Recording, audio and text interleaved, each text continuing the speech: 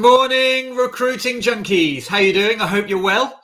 If you're in the UK, it's another fantastic day. I'm looking out of my window in blue skies, and can you hear it? Silence. The only thing we can hear is a little bit of Joe Wicks in the background. The builders have gone. The house isn't finished, but you cannot get plaster for love nor money. So if anyone's got any plaster, I need about 10 bags of skimming plaster, then that would be fantastic. And then I can move my house towards a state of completion. So, but it's another day at the coalface. I think for many that have children, it is another day of learning, another day of balancing, teaching your children, managing their behavior, and also trying to do your job at the same time. So my wife, Lisa, she's back at work today. She's live streaming her lessons. And yeah, it's just hectic, but life is good. Yeah, no, all is good. So when I was thinking about what we're going to focus on this week, Wednesday is the highlight of the week because we've got Greg Savage coming on the show. And he's going to be talking about his thoughts about the lockdown and things that you can focus on in order to succeed in the weeks and months ahead. What we've also got is we're going to have other guests. So we're going to have Angela, we're going to have Claire and other coaches from the recruiting gym. So yeah, it's a great week to be alive.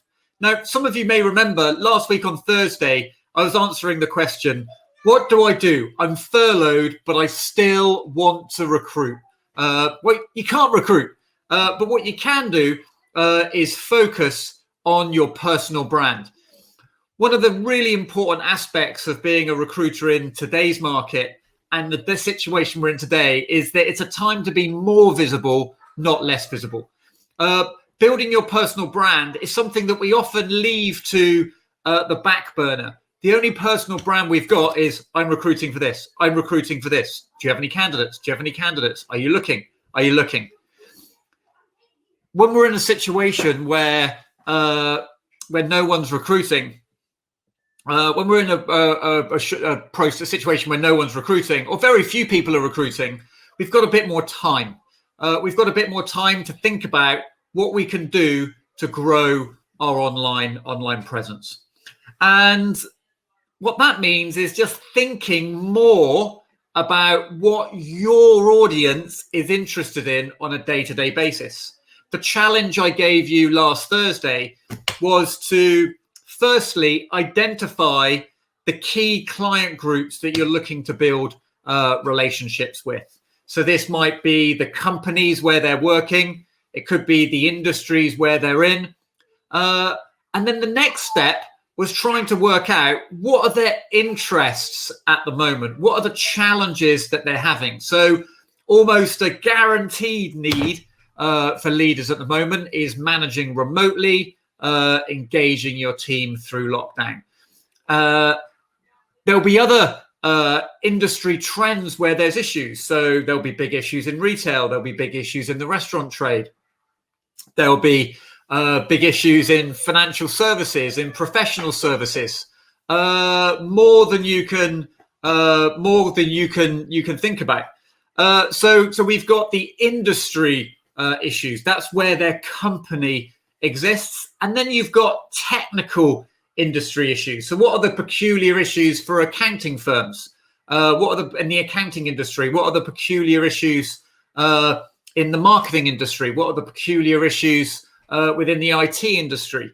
But what you've got to be doing is spending some time documenting what those needs are and documenting those across your organization and the niches that you work in.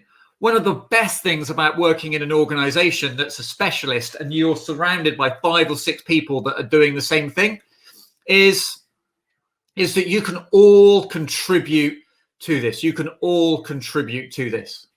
The third aspect of the challenge that I gave you on Thursday was to start finding out where that information exists. Who are some of the influences in that market? Who are some of the professional associations that you want to start sharing content from. It's really important that we know where that information is. One of the key parts of building your online presence is not about you creating content, but it's about your ability to curate that content and package that content for your audience. All of you, or many of you, will be aware of Hungly and Recruiting Brain Food. That's probably the best example that I know of someone building their online presence through curating content. All Hung does is reach out to different places, brings that information into a newsletter that goes out every Sunday. That has built him not only a fantastic online presence, but has built him an industry. It's built him a business that he can get sponsorship on, and he can generate revenue from. And that's just from collecting information. So curating of content is really, really important. And so what I would suggest is to start thinking about where are we going to find that content from. And then what we're going to talk about over the next 5 minutes is how do we actually share that content. Now, remember, I'm more than happy for you guys to share some successes in the chat feature here. Also, we've got the recruiting gym. So that's members.recruitinggym.com, and you can find all our playbacks. So for those that are watching here, if you go to members.recruitinggym.com, that's where we post all the playbacks of the shows. And yeah, just make sure we do that. I'll put that in the chat at the end. So let's think about how we share content. Well, the easiest analogy that I will give to you is that if you imagine there's two parts to a piece of content that you share that you've curated. The first part is the bit of content, and then the next part is the commentary that you put on top of it. If you imagine you've got the fruitcake, that's the commentary. Sorry, that's the content, and then your comment is the icing. Does that make sense? So what you've got to be thinking about is how are you going to be adding value to the content that you share? 5 or 6 years ago, you could just press retweet, share. But in today's world, people expect a little bit more. What they expect is for you to A, have read the content, but B, to be able to provide some insight. So let's say, for example, you share a top 5 guide. What you'd need to do is to read that top 5 and to be able to say, here's a great top 5 guide to managing remotely. My personal favorite is number 3 because. So it could be, so that's what we're trying to, we're trying to do. So I'm just looking at the chat feature there. So people chatting on the side. So, but you've got to think about the commentary. So let's say, for example, we're in lockdown for 3 more weeks, and like yesterday, there was the education secretary was talking about schools going back. Now, let's say, for example, you find an article on schools going back. You might share that article on schools going back, saying, "I'm sure all parents that are homeschooling and working will be relieved at this." What are your thoughts? Too soon? Question mark. What you're doing is using the content to initiate the conversation, and then you're providing an extra question on top. So let's think about another example. Let's say, for example, I was reading an article this morning on the restaurant trade and the impact that it's going to have on the restaurant trade with all the restaurants being shut and the cost of cash flow, and will behaviors change? Now, let's say, for example, I work in the hospitality industry. What I might do is I might share that article, and then I might say, my hearts go out to all the restaurants that may not reopen as a result of the lockdown. Or does anyone have any advice for restaurants that are struggling at the moment that want to survive the lockdown? What you're doing is you're trying to stimulate a conversation. Now, all this is predicated upon you having an audience that is relevant for your market. Sometimes I feel recruiters spend more time linking in with other recruiters than they actually do clients and candidates from their own markets. Well, if you look at their broadcast feed, you'd definitely feel that.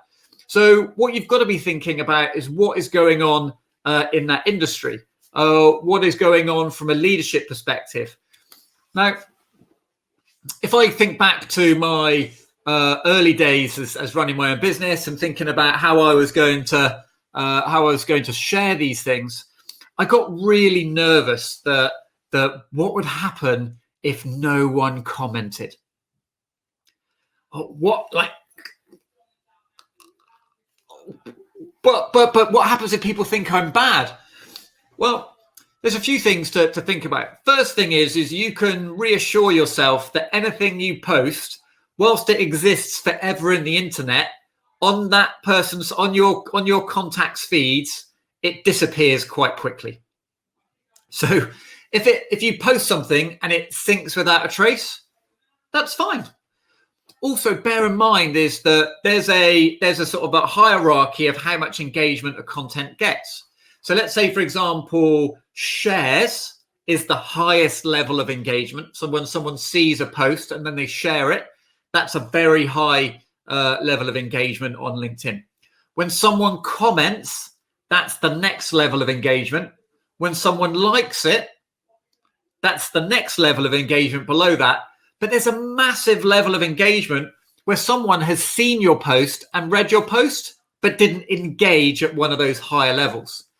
But often we measure ourselves on the likes and the comments and the shares, but forget about the fact that we are visible in people's feeds. Now, why are likes important? Well, when one of your network likes a post, it tells LinkedIn, please show me more content from this person. So likes are important, but it doesn't mean to say if something doesn't get any likes, that it's not very good, if that makes sense. So let's think about the value that we can add through the content that we share. It could be that you might share some sites where some really good courses on LinkedIn. So for instance, LinkedIn shared some free courses in LinkedIn Learning right at the start of the outbreak. It could be there's some free courses on Udemy. There's some free courses on like some MOOCs, so some like there's loads of other sort of free educational sites out there. But what you might want to do is find a free course and then share that's relevant for your industry. All you've got to do is type in free course on and type in your particular niche or a particular skill set in your niche and see what see what comes up. Then you can share that and say, for anyone that's furloughed, here might be a good course for free. Let's say, for example, I mean, if I let me share my screen. Let me share my screen for a second. Share application window. Share. So if we just share here quickly and we type in, let's say, for example, free leadership courses furlough. There we are.